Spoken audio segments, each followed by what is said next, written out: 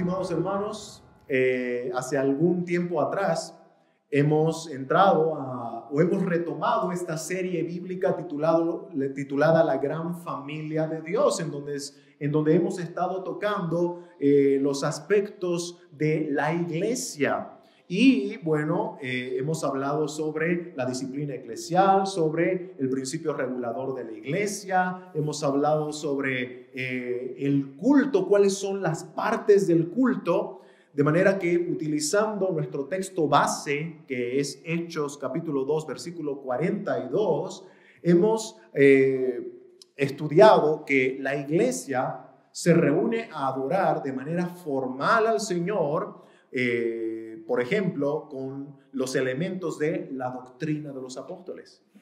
La doctrina de los apóstoles, que implica la lectura congregacional de la Biblia, como también la predicación de las Escrituras. También hemos visto que la iglesia primitiva se reunía para la comunión unos con otros, que tiene que ver no solamente con compartir tiempo social entre hermanos, sino también compartir lo que el Señor nos ha provisto con otros. Esta es la ofrenda en el culto de manera formal, en donde la iglesia da lo que el Señor le ha dado. También hemos visto en Hechos 2:42 que los elementos de la adoración del culto primitivo era el partimiento del pan, que es una clara referencia a la perseverancia, celebración de la cena del Señor. Y también en Hechos 2:42 hemos visto el tema de las oraciones, que implica que la iglesia del Señor reunida de manera formalmente, como lo estamos ahora, debe rebosar en oraciones a Dios en el culto, como también debería como iglesia apartar un tiempo especial para orar como congregación. De ahí sale lo que decíamos, la idea de una reunión exclusiva de oración, ¿verdad? Bueno, luego de ver estas partes del culto de adoración del cristiano en el primer siglo, presentado por Lucas en Hechos 2:42, empiezan a saltar algunas preguntas al aire, ¿no? Por ejemplo, ¿y qué con el canto congregacional? ¿Será que la alabanza forma parte de los elementos del culto de adoración? ¿Por qué cantamos aquí en nuestro culto si es que en Hechos 2:42 no se menciona explícitamente el canto como parte del culto que menciona Lucas en Hechos 2:42? ¿Ubican? Hemos visto el partimiento del pan, comunión unos con otros, la doctrina de los apóstoles y las oraciones, pero Lucas no dice y el canto congregacional. ¿Por qué cantamos entonces? Bueno, el propósito de este sermón tiene como centro responder esas preguntas. El título de la prédica el día de hoy es El canto congregacional como un elemento del culto de adoración. El canto congregacional como un elemento del culto de adoración. Y vamos a ver en esta mañana cómo el canto congregacional, así como la doctrina de los apóstoles, el partimiento del pan, las oraciones y la comunión unos con otros, forma parte también de uno de los elementos de adoración. Vamos a tocar solo 2 puntos en esta mañana. Número 1, la alabanza congregacional es bíblica. La alabanza congregacional es bíblica. Y por último, número 2, vamos a ver propósitos del canto congregacional. Así entramos de lleno a nuestro primer punto en esta mañana. Número 1, la alabanza congregacional es bíblica. Seguramente ya les quedó la duda, ¿verdad? Si no se menciona en Hechos 2:42 de manera explícita el canto congregacional como una de las partes, entonces, ¿por qué cantamos? Si se supone que nosotros abrazamos el principio regulador que implica que nosotros hacemos todo lo que Dios dice en la Biblia que debemos hacer. ¿Cómo quiere Dios ser adorado? Dios lo dice en la Biblia. Entonces, ¿por qué cantamos? Bueno, vamos a ver que aunque en Hechos 2:42 no se menciona de manera explícita el canto congregacional, sí se menciona de manera implícita, ¿no? Hechos 2:42 nos muestra, por ejemplo, la cena del Señor, el partimiento del pan, ¿verdad? Como una de las partes. Y bueno, ahí viene nuestra primer tesis, nuestro primer inciso en este aspecto de que la alabanza congregacional es bíblica. Inciso A: Jesucristo aprobó el canto congregacional en el contexto de la institución de la cena del Señor. Jesucristo, el dueño de la iglesia, aprobó el canto congregacional en la institución de la cena del Señor. Si tienes tu Biblia ahí, puedes buscar Mateo capítulo 26, Mateo capítulo 26, que es en donde vemos este pasaje de la institución de la cena del Señor. Y bueno, en los versículos 29 y 30, cuando Jesús está instituyendo, ordenando a los discípulos que esto hagan en memoria de Él, es decir, la cena del Señor, dice los versículos 29 y 30, y os digo que desde ahora no beberé más de este fruto de la vid hasta aquel día en que lo beba nuevo con vosotros en el reino de mi Padre. Verso 30. Y cuando hubieron cantado el himno, salieron al monte de los olivos. La palabra himnos, himno que se refiere o que nos dice aquí nuestro texto, se refiere a un canto religioso, a un canto dirigido a Dios. Muy probablemente Jesús y sus discípulos en la cena del Señor, conocida como la última cena, pero al mismo tiempo era la primer cena del Señor, bueno, ellos probablemente cantaron tradicionalmente algunos de los salmos que se cantaban en la época de la Pascua. Recuerden que esa era una cena pascual. Y bueno, nosotros vamos a reservarnos el tema del canto de los salmos para otro sermón, pero lo que queremos ver en este momento, a la luz de las Escrituras, es que Jesucristo, como dueño de la iglesia, aprobó el canto congregacional, aprobó el canto de una alabanza dirigida a Dios en la primera cena del Señor. ¿Se dan cuenta? En la primera cena del Señor hubo un himno, hubo un canto religioso, hubo un canto dirigido a Dios. Y en ningún momento se nos relata que Jesucristo dijo, no, eso no se permite aquí. No. Se ve la aprobación de Jesucristo a esa acción, al canto congregacional en el contexto de la cena del Señor. Y ahora vamos a ir viendo cómo, aunque no de manera explícita, pero sí de manera implícita, el canto estaba en lo que Lucas nos menciona en Hechos 2:42. ¿La cena del Señor forma o no forma parte de los elementos de Hechos 2:42? Sí, ¿verdad? El partimiento del pan, la cena del Señor. ¿Se puede o no se puede cantar en la cena del Señor según lo que hemos visto ahora en la institución que Jesús hizo de la cena del Señor? Se puede cantar. Por tanto, hermanos, nosotros vemos que es aprobado por Jesucristo el canto congregacional para el culto de adoración, porque la cena del Señor forma parte del culto de adoración. Entonces Jesús aprueba el canto congregacional.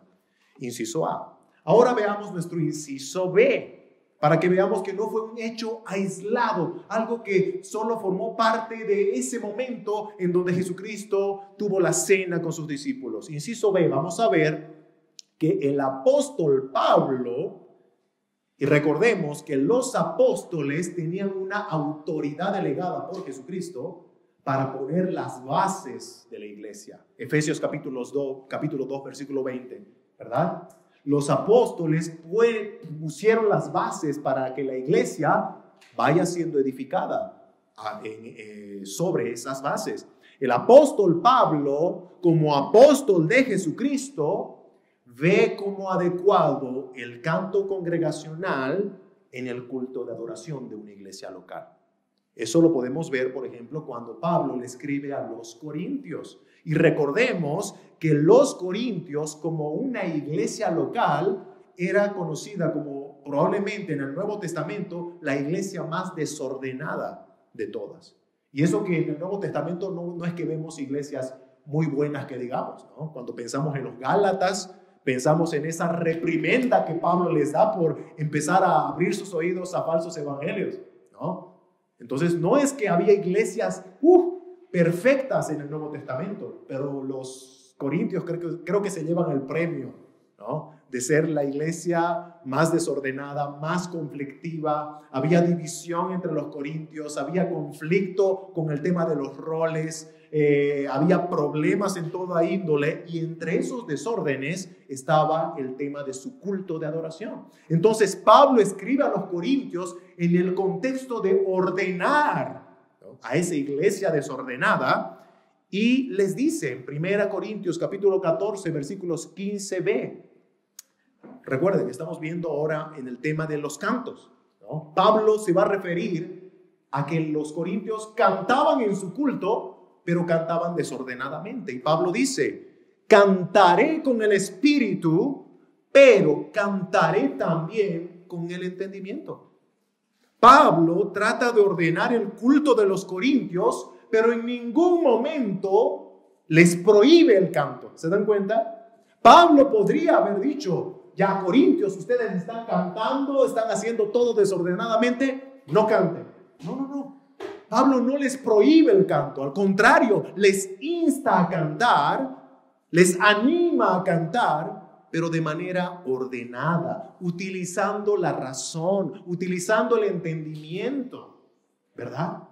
Entonces Pablo aprueba el canto congregacional que Cristo ya había instituido en la cena del Señor. El apóstol Pablo da continuidad a ese canto congregacional en la iglesia local. Entonces, volviendo a la pregunta de este primer punto, ¿es bíblico cantar en el culto? Sí, es bíblico. Es bíblico cantar en el culto. Y nosotros tenemos que tener en cuenta que nosotros interpretamos la Biblia a la luz del nuevo pacto, a la luz del nuevo pacto. Tristemente, muchos contextos eclesiales basan su culto, y más propiamente en el aspecto de las alabanzas, de los cánticos, en el Antiguo Testamento. En el Antiguo Testamento. Y ahora, escuchen bien, no estoy diciendo que el Antiguo Testamento no es inspirado por Dios, porque el mismo apóstol Pablo, refiriéndose al Antiguo Testamento, dice que la palabra de Dios es inspirada por Dios y útil, ¿verdad? Para enseñar, redarguir, corregir, etcétera, etcétera. Pablo estaba hablando del Antiguo Testamento cuando dice esto. El Antiguo Testamento es inspirado por Dios.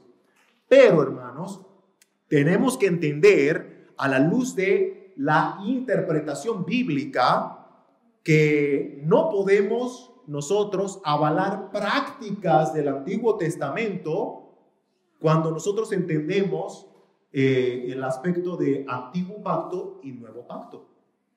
Nosotros interpretamos la Biblia como algo que ha ido madurando, como una semillita, ¿verdad?, que ha ido creciendo, se ha vuelto un árbol y de repente ha empezado a florecer y a tener frutos. Entonces, cuando muchas iglesias implementan prácticas del Antiguo Testamento, ignorando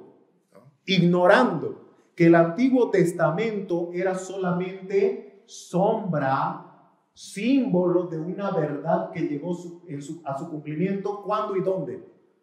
En el Nuevo Testamento con Jesucristo, ¿verdad? En el Nuevo Testamento con Jesucristo. Entonces, hermanos, nosotros tenemos que entender la revelación a la luz del nuevo pacto, a la luz del Nuevo Testamento. Y bueno, el canto congregacional es tan bíblico y tan aplicable para nuestro tiempo hoy en día, que la Biblia muestra no solo lo que vimos ahorita, ¿no? Que Jesús lo aprobó en la cena, que Pablo le dio continuidad en las iglesias locales, sino que también en el libro de Apocalipsis, hablando en términos futuros, se nos presenta a una iglesia que alaba congregacionalmente. Apocalipsis capítulo 5, versículos 9 y 10. El apóstol Juan está teniendo una visión en donde puede divisar a los 4 seres vivientes, a los 24 ancianos, con las oraciones de toda la iglesia. Y dice, versículos 9 y 10, y cantaban, y ahorita se van a dar cuenta quiénes cantaban. Y cantaban un cántico nuevo, diciendo, digno eres de tomar el libro y de abrir sus sellos. Escuchen, porque tú fuiste inmolado. ¿A quién están cantando? A Jesucristo, ¿no? El Cordero de Dios que fue inmolado, que fue golpeado, no solamente por el hombre pecador, sino por la ira justa de Dios que cayó sobre él. A Jesús están cantando. La pregunta es ahora, ¿quiénes están cantando? Y dice, y con tu sangre nos has redimido para Dios. ¿Quiénes son aquellos que han sido redimidos para Dios con la sangre de Jesucristo? El pueblo de Dios, la iglesia de Dios, los redimidos de Dios, las ovejas del buen pastor, todos aquellos creyentes en el evangelio de Jesucristo. Ellos hemos sido redimidos con la sangre de Cristo para Dios. Y dice, de todo linaje y lengua y pueblo y nación. Y nos has hecho para nuestro Dios, siguen cantando. O sea, escuchen, todo esto es una canción. Lo que estoy leyendo ahora mismo es una canción que vamos a cantar congregacionalmente en el cielo. De toda lengua, linaje, pueblo y nación. Y nos has hecho para nuestro Dios reyes y sacerdotes y reinaremos sobre la tierra. ¡Qué cántico!, ¿verdad? ¿Se dan cuenta cómo empieza el versículo 9? Y cantaban un cántico nuevo. Todo esto que acabamos de leer, estimados hermanos, es un canto de la iglesia reunida ante su Rey Todopoderoso, aquel que es el inmolado Cordero, pero también es el león victorioso de Judá, Jesucristo. La iglesia ahí en el tiempo postrero, ¿verdad? Hablando escatológicamente, va a adorar congregacionalmente. Nuestros cánticos, hermanos, aquí en la tierra, nuestros cánticos son solo un anticipo, son solo un preámbulo de una eternidad gloriosa de alabanza, de gratitud y servicio a nuestro Dios y Salvador Jesús. Así que, sí, respondiendo otra vez la pregunta, ¿es bíblico el canto congregacional como un elemento de adoración en el culto de la iglesia? Es bíblico. Y así entramos a nuestro último punto, el punto número 2. Propósitos del canto congregacional. Propósitos del canto congregacional. Hay 2 propósitos y vamos a verlo uno a uno.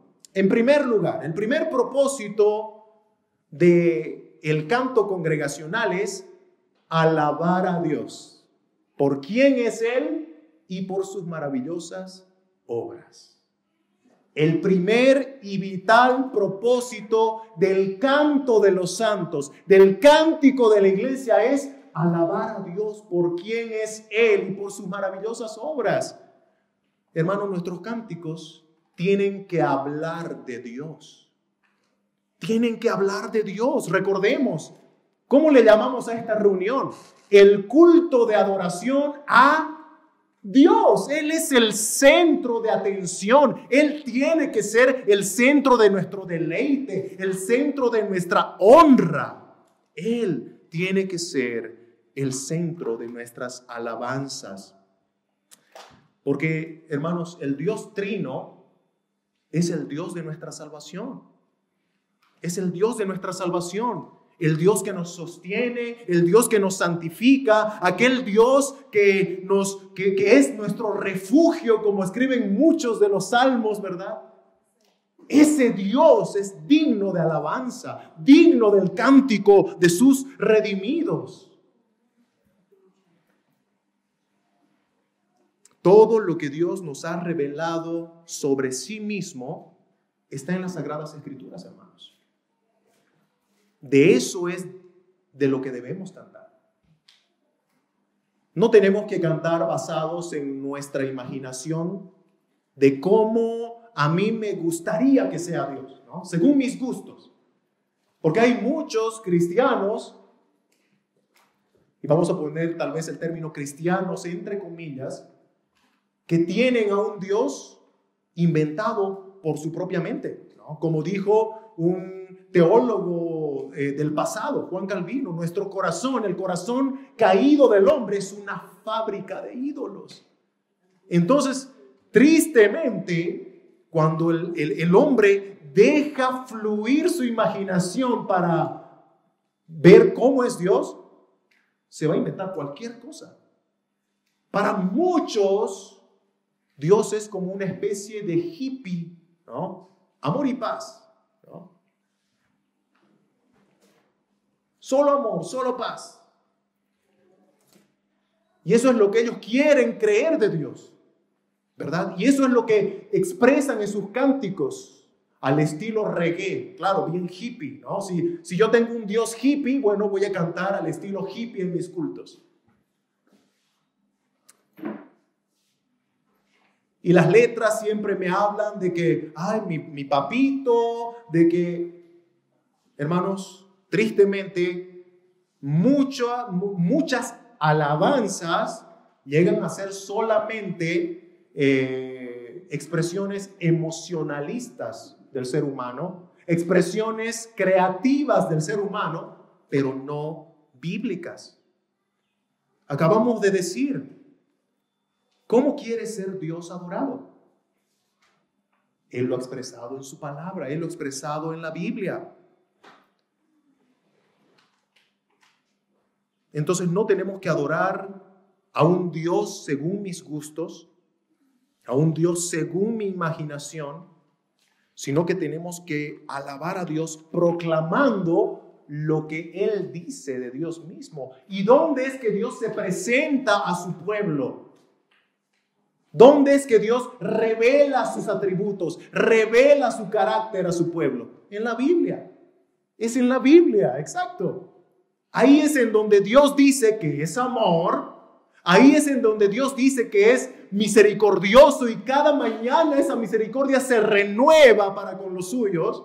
Ahí en la Biblia es en donde dice que Dios es un Dios de gracia y que la gracia sobreabunda el pecado. Y tenemos que cantar que Dios es amor y tenemos que cantar que Dios es misericordioso y que Dios es gracia porque está en su palabra. Pero también la Biblia dice que Dios es santo. ¿Recuerdas, verdad? Las palabras del profeta Isaías. Santo, santo, santo. Es Jehová de los ejércitos. Tenemos que cantar de la santidad de Dios.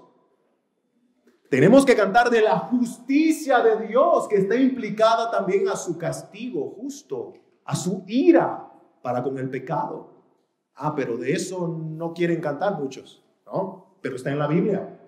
Dios expresa eso sobre Él y tenemos que hablar esa verdad. Tenemos que hablar sobre la inmutabilidad de Dios. Dios nunca cambia. Pero nosotros queremos humanizar a Dios, volverlo casi como nosotros, en un sentido pecaminoso, ¿verdad? Un Dios que cambia de opiniones, un Dios que improvisa. No, Dios es inmutable. Debemos cantar sobre la omnipotencia de Dios, Él es todopoderoso, sobre la sabiduría de Dios, sobre la infinidad de Dios. Tenemos que cantar, hermanos, sobre la aceidad de Dios. Eso quiere decir que Dios es autosuficiente. Dios no tiene necesidad de nada ni de nadie. alguna vez, creo que ya aquí desde el púlpito, compartía mi desacuerdo con la letra de una canción muy popular, que no la cantamos aquí obviamente por ese desacuerdo, pero esta alabanza dice, ¿no? No sé si la ubican, es Pedro supuestamente hablando y dice, tú has venido a la orilla. ¿La ubican? ¿Sí? Bueno, hay una parte de esa canción que dice, le está diciendo a Dios, tú necesitas mis manos. Pregunto, ante la aseveración de esa letra, ¿Dios necesita tus manos? ¿Será que Dios no puede hacer nada si tú le rehusas dar tus manos? Tristemente, cuando nosotros decimos que Dios nos necesita, es casi como decir que sin nosotros los planes de Dios pueden tener una traba, ¿no? Que Dios no puede cumplir sus planes si es que alguien decide no ponerse de acuerdo con Dios. No, Dios me necesita. No. Dios no nos necesita. Eso es la aceidad de Dios. Él es autosuficiente. Él puede hacer todas las cosas por sí solo y de hecho lo ha hecho por toda la eternidad. Y cuando Dios nos creó, no nos creó porque nos necesitaba. No. Dios ya amaba, por ejemplo, desde toda la eternidad. La Biblia dice, Dios es amor. El Padre amando eternamente al Hijo. El Hijo amando eternamente al Padre. Ambos amando eternamente al Espíritu y el Espíritu amando eternamente al Padre y al Hijo. ¿Se dan cuenta? Ellos no necesitaban crearnos para amar a alguien, porque siempre se amaron.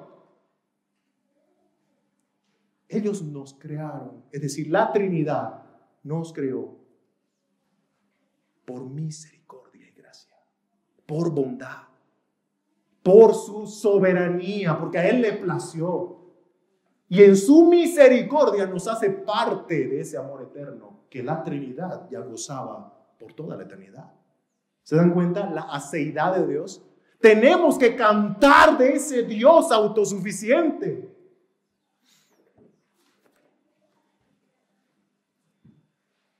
Pero ese Dios también es trascendente. La trascendencia de Dios es que Él está por encima de todo lo creado. No hay nadie que se pueda comparar a Dios. Tenemos que cantar de ese Dios trascendente. La trascendencia de Dios a veces puede ser confundida por la mente humana como, es que Dios es tan diferente a mí que yo lo veo tan lejano, tan lejano. Pero ¿sabes? Hay otro atributo de Dios que se llama la inmanencia de Dios. Que ese Dios tan diferente a ti, ese Dios trascendente que tal vez por su majestuosidad tú lo ves tan lejano, ese Dios es inmanente. Porque Él toma la iniciativa, siendo trascendente, de buscar al pecador, de acercarse a la criatura para tener una relación cercana con ella. ¿Y cómo sabemos nosotros eso de nuestro Dios bíblico? Lo demostró en la cruz, ¿verdad? Cómo ese Dios maravilloso, creador del universo, que es diferente a nosotros, envió a su Hijo Jesucristo a cumplir una obra de salvación para salvar al pecador, para que todo aquel que cree en Él no se pierda, sino que tenga vida eterna. Ese Dios trascendente es un Dios inmanente. Y tenemos que cantar esas verdades, hermanos. ¿Se dan cuenta? Así es como se adora a Dios, cantando de quién es Él, cantando de sus maravillosas obras, no haciéndonos los poetas, los cantó como muchos cantantes famosos del evangelicalismo, ¿verdad? Que cantan más emocionalismo, sentimentalismo, pero no hablan de doctrina de los apóstoles, hermanos.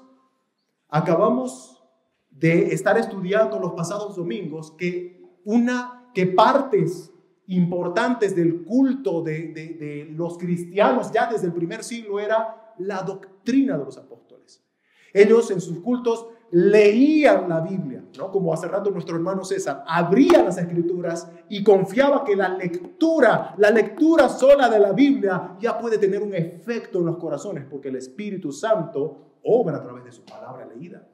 También la doctrina de los apóstoles implica que los cristianos del primer siglo predicaban la palabra, la estudiaban, la interpretaban, ¿verdad? Como lo que estamos haciendo ahora mismo. Abrían e interpretaban el texto y trataban como que ir desglosando el rompecabezas para hacerlo más comprensible, más entendible para el pueblo. Ese es el estudio de la doctrina de los apóstoles. Pero no se queda ahí. La doctrina de los apóstoles implica también, así como se cantaba en el contexto de la Cena del Señor, la doctrina de los apóstoles nos explica qué es lo que cantaban en ese contexto de la adoración. Cantaban doctrina de los apóstoles. Cantaban de Dios.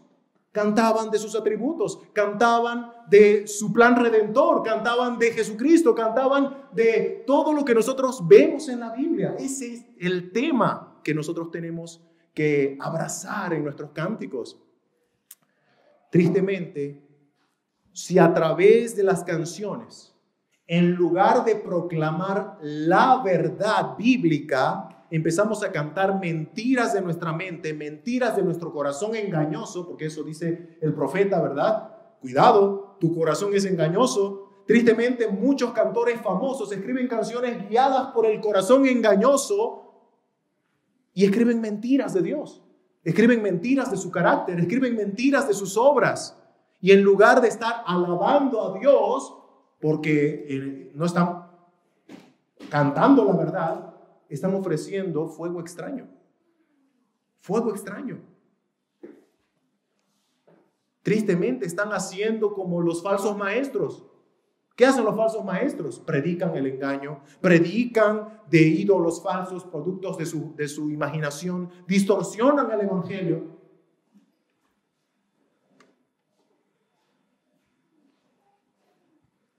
El apóstol Pablo llama a aquellos que cambian el evangelio anatemas. ¿Recuerdan Gálatas capítulo 1?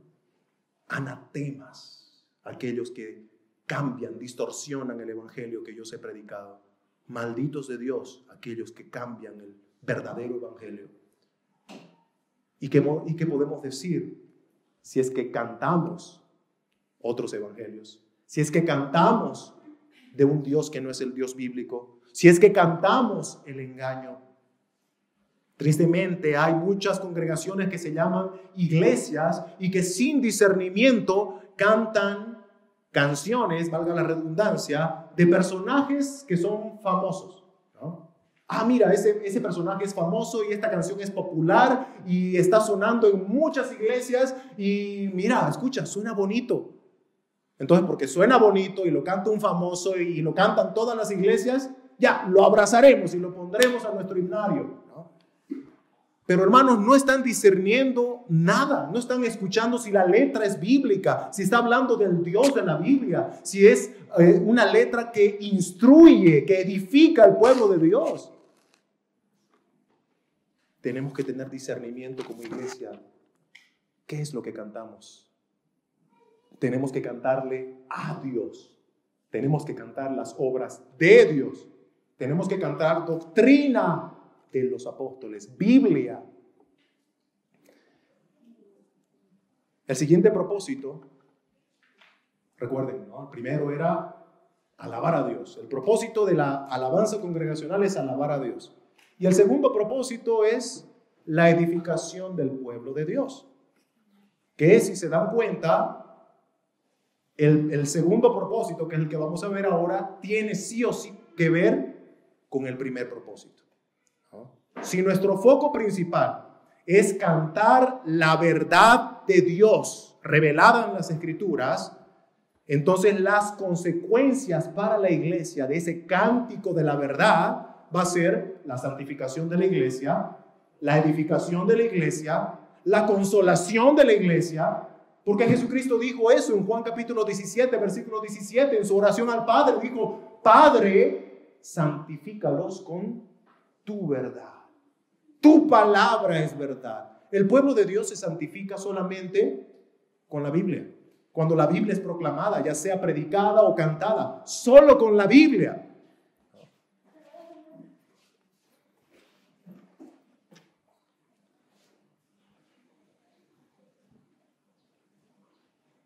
Hermanos, este segundo propósito es la causa del primer propósito. El primer propósito, les recuerdo, era alabar a Dios. Alabar de quién es Él y alabar de sus maravillosas obras. Si nosotros cumplimos ese propósito, entonces vamos a recibir las consecuencias benditas de la edificación, santificación, fortalecimiento, consolación.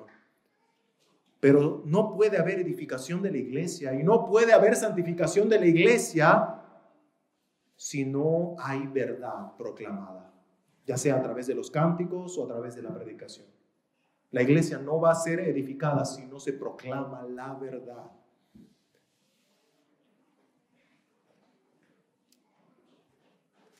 El apóstol Pablo dice en Colosenses 3:16, un texto que leía nuestro hermano César.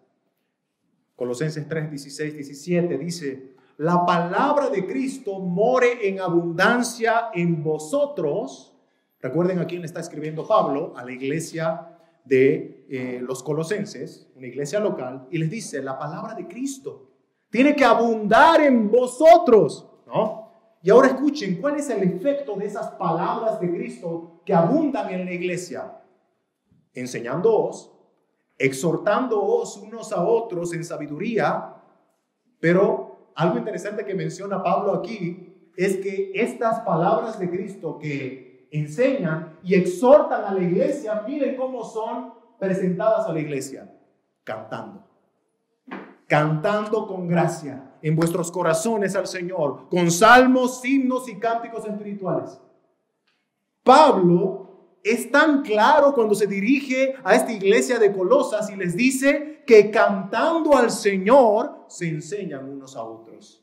Cantando al Señor se exhortan unos a otros. ¿Y cuál es el contenido de ese cántico? Las palabras de Cristo. ¿Ubican? Voy a leer el texto. La palabra de Cristo mora en abundancia en vosotros, enseñándoos y exhortándoos unos a otros en toda sabiduría, cantando con gracia en vuestros corazones al Señor, con salmos, himnos y cánticos espirituales. Hermanos, la iglesia tiene que cantar las palabras de Cristo. Tiene que abundar en las palabras de Cristo. Porque si no, la iglesia no crece. Porque si no, la iglesia no se santifica, no empieza a desarrollarse. Tiene que haber palabra de Cristo. A veces, y esto lo digo con mucho respeto, pero a veces me da mucha pena cuando voy a visitar algunas iglesias a las que amo mucho, pero muchas de sus alabanzas están ahí solamente porque suenan bonito y son bailables. Es decir, atraen a la carne, ¿no? Y hacen pasar a los niños al frente, y la canción tiene una mímica en donde los niños tienen que bajar como si estuvieran bailando reggaetón, ¿no? Y claro, eso es lo que llama la atención. La pregunta es, ¿y es bíblico? ¿Y han puesto atención a la letra de esa canción? ¿O han sido ya distraídos por el simple baile? Es obvio, ¿verdad? Ya no están escuchando la letra, ya solamente se están moviendo al compás de una música que les atrae, pero ya no escuchan la letra, ya no son edificados. Entonces, hermanos, tenemos que cantar las palabras de Cristo en primer lugar, sin importarnos. Por ahora no nos enfoquemos en la música, ¿no? Las palabras de Cristo son las que tienen que primar, abundar, rebalsar en nuestras canciones. Y ahora, por último, vamos a responder una pregunta interesante. ¿Quiénes deben cantar? Y esto va a ir en tono un poquito medio de exhortación, medio de aliento, de ánimo, ¿no? ¿Quiénes deben cantar? ¿No? Y yo creo que la respuesta a esta pregunta es obvia. Creo que cada uno de ustedes ya sabe, ¿no? ¿Quiénes tienen que cantar en el culto congregacional? La respuesta es, bueno, toda la congregación. Por eso se llama culto congregacional. Toda la congregación, todos los reunidos tenemos que cantar, levantar nuestra voz, participar de manera activa como comunidad de fe en la acción de alabar a Dios con los cánticos. Y esto es algo que igual se ha ido mostrando en la Biblia, que el canto es algo de todos y no solamente de algunos privilegiados con bonita voz. Ahorita van a ver, ¿no? Por ejemplo, cuando Jesús instituyó la cena del Señor, ¿no? Hemos dicho que Él permitió el canto en esa cena, permitió un himno, pero no es que nosotros al leer ese versículo entendemos que Jesús se levantó delante de todos en la mesa y le metió un solo al estilo karaoke, ¿no? En donde los apóstoles estaban ahí como escuchando a Jesús cantar solito. No. Tampoco, cuando leemos el texto de Mateo 26:30, no nos da a entender que se levantó, digamos, Pedro, que tenía la voz más fuerte, ¿no? Y Pedro empezó al estilo Pavarotti, ¿no? A cantar con su poderosa voz, porque él era el privilegiado entre todos los discípulos con la voz más potente. No. ¿Qué dice Mateo 26:30? Dice, y cuando hubieron cantado el himno.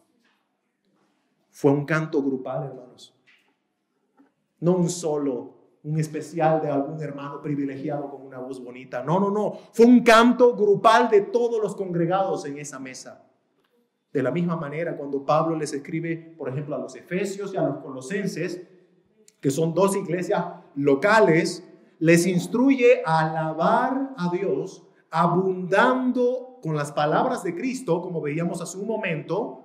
Y en Efesios 5 dice, con la guía del Espíritu Santo. Y escucha lo que dice a los Efesios, que son dos porciones parecidas. Colosenses y Efesios se parecen un poquito en esta parte que voy a leer, ¿no? Le dice a los Efesios, hablando entre vosotros con salmos, himnos y cánticos espirituales, y escuchen, cantando y alabando al Señor en vuestros corazones. Efesios 5:19. Pablo está hablando en un sentido plural a los efesios. No solamente está hablando a un hito, a dos hitos, ¿no? a un grupito. No, está hablando a todos los efesios. Pablo dice esto de cantar en vuestros corazones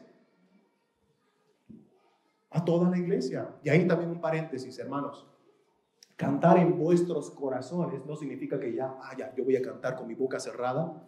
Estoy cantando en mi corazón. No, hermanos. La Biblia cuando enseña del cántico, si tú estás capacitado para ello, debes cantar a todo pulmón.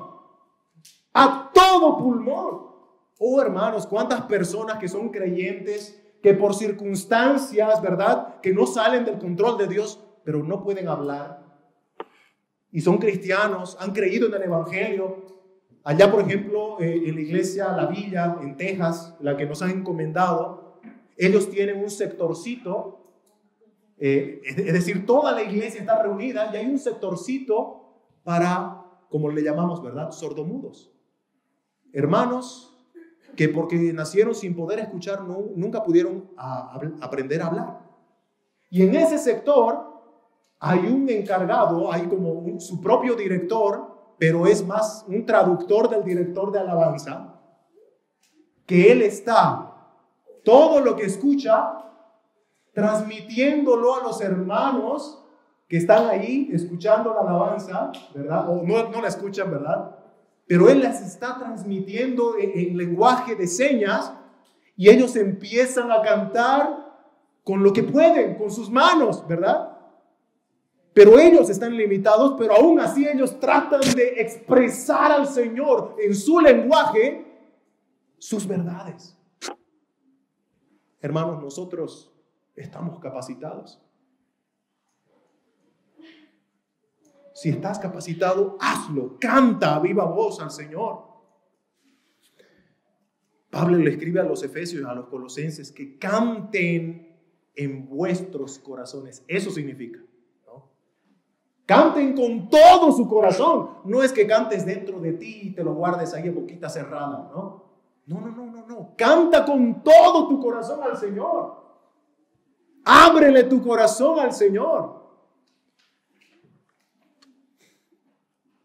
Como lo aclara Sam Waldron, Pablo no se dirige solo a los músicos, no se dirige a los solistas entre los efesios o los colosenses, no se dirige al grupo de alabanza o al cuarteto de los efesios, sino que se dirige a toda la iglesia en su conjunto, cuando les dice: canten al Señor, canten con palabras de Cristo, canten con todo su corazón. Ahora, hermanos, hablando del director de alabanza, hermanos, el que dirige la alabanza desde el frente es solamente un guía para el canto congregacional. No es un especial de canto. No hay que dejarlo solo cantando al hermano que está aquí al frente. Tenemos que, como congregación, acompañar al que está dirigiendo, ¿verdad? Porque la dirección, de alguna manera, es algo que aplica a un principio que hemos visto que es esencial, que tiene que tener una iglesia local, que es el orden. El hermano que está aquí al frente, lo único que está tratando de hacer es que cantemos ordenadamente, pero no se está adueñando del cántico. Todos tenemos que cantar junto con él. Nosotros no somos espectadores de como si aquí viniera un famoso, ¿no? Luis Miguel y todos, embellezados con cómo está cantando aquí adelante el hermano, ¿no? No, Luis Miguel no es hermano, ¿no? Pero imagínense, hermano, que todos aquí somos solamente el público. No. La Biblia dice que si tú eres cristiano, eres un adorador en espíritu y en verdad. Y si eres adorador, entonces tienes que adorar. Y parte de adorar implica cantar al Señor. Cantar. Muchas iglesias tienen coros, ¿no? Pero, hermanos, el coro de la iglesia no es como en algunos contextos eclesiales, aquellos que van adelante de la plataforma seleccionados porque tienen melodiosas y privilegiadas voces y también usan una ropa diferente al resto porque ellos son del coro. No, hermanos, ese no es el verdadero coro. El grupo de alabanza de la iglesia, porque muchas iglesias tienen también su grupo de alabanza. Hermanos, el grupo de alabanza no es aquella banda de música que está al frente tocando a modo de concierto para que la audiencia, terminando la canción, aplaudan el talento de ellos. No, ese no es el verdadero grupo de alabanza. El coro de la iglesia, el grupo de alabanza de la iglesia es la iglesia misma. La iglesia misma es la iglesia la que tiene que resonar con sus voces a todo pulmón para alabar al Señor y Salvador de sus vidas, hermanos. Ese es el verdadero coro. Ese es el verdadero grupo de alabanza de la iglesia. Tampoco pensemos que si un día nos quedamos, en nuestro caso, ¿verdad?, sin guitarra, ¿no? Imagínense, se cae la guitarra, se parte en dos. ¡Ay, se acabó la alabanza! No va a haber culto. Hermanos, no. Nuestras voces, las voces de los redimidos del Señor son el instrumento que debe resonar siempre en nuestros cultos de adoración, haya o no haya instrumento. Son nuestras voces en primer lugar. Si algún día, ya aquí ya van a entender también la postura de la iglesia, ¿no? Si algún día el Señor permite que tengamos acompañamiento musical más grande en vez de una sola guitarrita, ¿no? Tal vez tengamos violines, chelos, piano. ¡Wow, qué maravilla!, ¿no? Hermanos, esos instrumentos no reemplazan ni deben ponerse por sobre encima de las voces de las ovejas de Cristo. No. Yo he estado en cultos de congregación, hermanos, en donde se escucha la batería, se escucha la guitarra eléctrica, pero no se escucha nada de lo que se está cantando. Si no hubiera un proyector con la letra, no entendería qué se está diciendo, hermanos, porque no se escucha ni al que está a tu lado, porque así de fuerte suena, hermanos. Esos instrumentos no tienen que reemplazar la voz de los santos de Dios. Son solo un acompañamiento. No tenemos que delegar nuestra responsabilidad, nuestro compromiso como adoradores de Dios a circunstancias que son cambiables, ¿no? Un día puede haber instrumentos, pero puede que un día no haya. Pero las voces de los santos tienen que continuar. Las voces de los santos se tienen que escuchar, haya o no haya instrumentos. Tristemente hay mucha inmadurez, hermanos, en la cristiandad. Y hay personas que dicen, los himnos son aburridos, ¿no? Los cánticos son anticuados, son pasados de moda. Alguna vez me comentaron de alguien que se burlaba y decía, solo mi abuelita conoce esos cánticos, ¿no? La nueva generación queremos cánticos movidos en la iglesia, canciones de nuestro tiempo, ¿no? Tristemente esos son los gritos quejumbrosos de la inmadurez de muchos hoy en día, hermanos, que olvidaron o que ignoran que el canto de la iglesia es para Dios y no para sus gustos personales. Muchos exigen alabanzas movidas, alabanzas modernas, sin importarles un poco si la letra es bíblica, si la letra edifica al pueblo. No les importa si el que canta es un falso maestro, como hablábamos hace rato. Pablo dice, inspirado por el Espíritu Santo a los Corintios, que debemos hacer todo en orden, incluyendo los cantos, que debemos hacer todo para edificación, incluyendo los cantos, y que tenemos que hacer todo para la gloria de Dios, incluyendo los cantos. En el momento en el que la gloria empieza a desviarse hacia el pianista, o hacia el baterista, o hacia el guitarrista, porque le metió un solo al estilo guitarrista de los 80, ¡wow! Todo el mundo asombrado por el talento de esas personas y empieza a enfocarse en ellos. Tristemente, en ese momento todos tienen que darse cuenta que algo anda mal.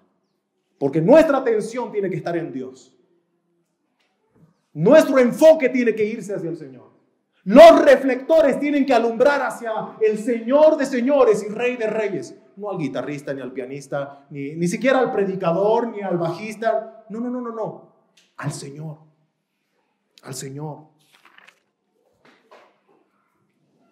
Hermanos, como conclusión, la iglesia debe adorar a Dios a la luz de toda la revelación escrita. Pero es bueno que entendamos correctamente, hermanos, esa afirmación. ¿Por qué nosotros no tenemos un grupo de danzores aquí, ¿no? Con panderos, que muchas iglesias tienen? Porque nosotros interpretamos la Biblia a la luz del Nuevo Testamento, del Nuevo Pacto. Hermanos, la revelación en el Antiguo Pacto tiene que ser entendida, tiene que ser interpretada a la luz del Nuevo Pacto. El Antiguo Testamento solamente es complementado por el Nuevo Testamento, es completado por el Nuevo Testamento. Todo lo que leemos en el Nuevo Testamento tiene su cumplimiento final en el Nuevo Testamento con Cristo. De manera que lo que vemos en el Antiguo Testamento, incluyendo la adoración, es solo una sombra que apunta hacia el cumplimiento total en Cristo. Por eso es que nosotros no creemos que solamente si algún día tenemos un coro, sus voces tienen que escuchar y todos tienen que callar. No. ¿Saben por qué? Porque en el Nuevo Testamento nos enseña lo contrario. En el Antiguo Pacto, los únicos designados para cantar eran los sacerdotes levitas. ¿Sabían eso? Los sacerdotes levitas, de ahí salían los cantores. Los levitas, los sacerdotes, eran los únicos adecuados y cualificados para acercarse al tabernáculo a ofrecer sacrificios a Dios. Nadie más podía. Pero ¿saben qué nos enseña ya el Nuevo Testamento? Que ya no hay esa limitación. La Biblia enseña ahora que todo creyente en Jesucristo es un sacerdote de Dios. Real sacerdocio, dice el apóstol Pedro. Somos sacerdotes santos de Dios. Puedes leer todos esos textos, ¿no? 1 Pedro 2:5, 1 Pedro 2:9, Apocalipsis 1:6, Apocalipsis 5:10. Así que ya no hay un grupo selecto para cantar. Todos tenemos que cantar, ¿no? Como dice Waldron, el doctor Waldron que citaba hace un momento, ahora todos en el pueblo de Dios son sacerdotes, cantores, cualificados para acercarse al lugar santo de Dios por medio de la sangre de Cristo. Somos real sacerdocio, nación santa, pueblo adquirido por Dios para anunciar las virtudes de aquel que nos llamó. ¿Y cómo anunciamos como sacerdotes de aquel que nos llamó? A través de los cánticos, a través de la adoración. Jesucristo dijo incluso que nosotros, a través de nuestras acciones, por ejemplo, cuando el mundo ve cómo nos amamos entre nosotros, ya pueden notar que somos de Dios. Y aquí también hay que hacer una aclaración. No necesita ahora toda la iglesia pasar aquí al frente para adorar, porque somos el coro. No. Ahí en donde estás sentado ahora mismo, junto a tu otro hermano que es santo del Señor porque ha creído en Jesús, ya estás ofreciendo sacrificios aceptables a Dios por medio de Jesús, si es que Él es tu Salvador y Señor. Estimado hermano, cuando escuchas las lecturas con atención, cuando oyes la voz de Dios en la predicación, cuando das tu amén, y ese es otro tema también, pero hermanos, a veces nosotros no decimos amén, ¿no? Casi como el canto, lo digo en mi corazón. Pero hermanos, vamos en algún momento a aprender que decir amén es estar de acuerdo con lo que estoy escuchando. Y si nosotros, cuando estamos escuchando la palabra de Dios, o estamos escuchando una oración a Dios, o la lectura que termina, ¿verdad?, del hermano que ha leído la palabra de Dios y dice, esto es palabra de Dios. Y tú calladito, ¿qué estás diciendo? No estoy de acuerdo con eso. No estoy de acuerdo con Dios. Oh, estimados hermanos, no guardemos aquí adentro nuestros cánticos, no guardemos aquí adentro nuestros amén, Señor. Así es como tú dices, estoy completamente de acuerdo con tu voluntad. Solamente con decir amén, con un corazón convencido, tú ya estás adorando. Cuando participas dignamente de la cena del Señor, como lo vamos a hacer en un momento. Cuando compartes con otros lo que el Señor te ha provisto, como hemos estudiado el pasado domingo. Hermano, cuando haces todo eso y tienes a Cristo como tu mediador, estás adorando. Estás adorando. ¿Por qué te digo todo esto, hermano? Porque quiero alentar a tu corazón con esta gran verdad de que tu adoración a Dios es aceptada no por tus méritos, porque seguramente ya te has dado cuenta, como todos nosotros, ¿verdad?, que no somos perfectos.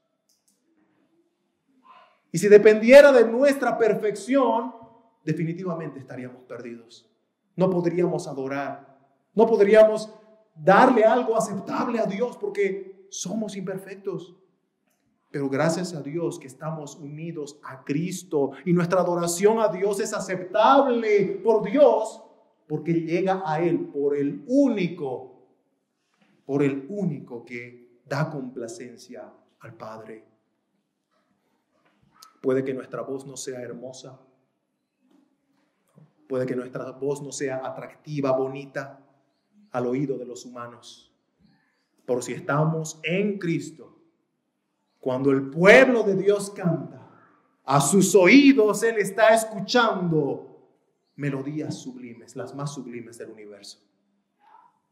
Así que canta, mi estimado hermano. Canta con gozo al Señor, porque tus cánticos son para Él y no para los hombres. Adopta el mismo sentir que tuvo el rey David cuando escribió el Salmo 34 que leía nuestro hermano César hace un momento. Salmo 34, 1 al 3. David dice: bendeciré a Jehová en todo tiempo, su alabanza estará de continuo en mi boca. La oirán los mansos y se alegrarán. Engrandeced a Jehová conmigo y exaltemos a una su nombre.